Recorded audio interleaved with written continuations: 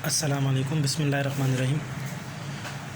First year physics lecture number 72 है जो हम इस वीडियो में समझने की कोशिश करेंगे। और चैप्टर नंबर 8 हम पढ़ रहे थे, इंटरफेरेंस ऑफ साउंड वेव्स या सुपरपोजिशन ऑफ साउंड वेव्स, दो नामों से आता है ये topic. When two sound waves having same frequency, amplitude and wavelength, दो साउंड वेव्स हैं, उनकी फ्रीक्वेंसी सेम है, एम्पलीट्यूड सेम है, वेवलेंथ सेम है, लेकिन और ट्रैवलिंग इन सेम डायरेक्शन में जा रही हैं, are allowed to superpose due at a point, अगर ये एक पॉइंट पर आके मिलें, then the intensity of resultant sound wave is greater than or less than from intensity of individual sound wave. तो जो इंटेंसिटी होगी रिजल्टेंट की, या तो वो बढ़ जाएगी या कम हो जाएगी इंडिविजुअल साउंड वेव से, और ये phenomena interference of sound wave कहलाता है। हमने दो साउंड वेव ली, एक फ्रीक्वेंसी एम्पलीट्यूड और वेवलेंथ तो सेम है, सेम डायरेक्शन में जा रही हैं। तो पहली वेव को हम कैसे लिखेंगे, y1 = a0 sin kx minus omega है। उसके बाद सेकंड वेव जो है, अगर पाथ डिफरेंस फाई था, थोड़ा पाथ तो उसकी अलग होगी, तो हम यहाँ पे kx minus omega t plus phi हो जाएगा। सुपरपोजिशन प्रिंसिपल कहता है y = y1 + y2, y1 की जगह y1 का फॉर्मूला रख दिया, a0 sin kx minus omega 2, y2 की जगह y2 रख दिया, a0 sin kx minus omega t minus phi. अब a0 कॉमन ले लिया, sin kx minus omega t plus sin kx minus omega t minus phi. अब sin u plus sin v का formula लग जाएगा, u हमारे पास kx माइनस ओमेगा टी है, v हमारे पास kx minus omega t minus phi है। तो यहाँ पे हो जाएगा 2 sin u plus v/2 sin u cos u minus v/2, kx minus omega t से kx ओमेगा टी कट जाएंगे, 2 sin kx और kx 2kx omega t 2 omega t minus phi, और यहाँ पे cos फाई/2 आ जाएगा।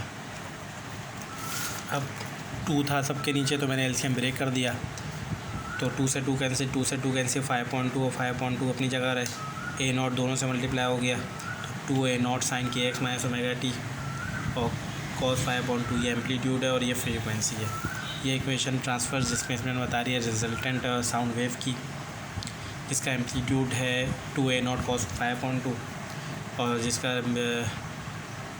और इसकी it is also clear amplitude of resultant sound wave depend कर रहा है cos 5/2 की वैल्यू पर। अब कंस्ट्रक्टिव इंटरफेरेंस कब बनेगा, हमने बात की थी कि रिजल्टेंट की जो इंटेंसिटी होगी वो या तो बढ़ जाएगी या कम हो जाएगी इंडिविजुअल साउंड से। तो कंस्ट्रक्टिव इंटरफेरेंस यानी इंडिविजुअल से बढ़ जाए, तब बढ़ जाएगी तो ये कंस्ट्रक्टिव इंटरफेरेंस होगा। When two waves support each other, जब दोनों वेव एक दूसरे को सपोर्ट करें, या इंटेंसिटी रिजल्टेंट की बढ़ जाए इंडिविजुअल की वेव से, तो इंटरफेरेंस जो है वो कंस्ट्रक्टिव इंटरफेरेंस कहलाएगा। जब cos 5/2 की वैल्यू मैक्सिमम होगी तो एम्पलीट्यूड भी मैक्सिमम होगा, क्योंकि हमने देखा था ना कि एम्पलीट्यूड तो cos 5/2 की वैल्यू पे डिपेंड कर रहा था, और इंटरफेरेंस कंस्ट्रक्टिव होगा। cos की वैल्यू ±1 होगी, cos इन्वर्स करेंगे, cos इन्वर्स +-1 होती है 0 पे, 180 पे, 360 पे, और जब भी हम इसको रेडियन में कन्वर्ट करेंगे तो पाई/180 से मल्टीप्लाई होगा, तो आंसर आ जाएगा 0, पाई, 2 पाई, 3 पाई, 4 पाई।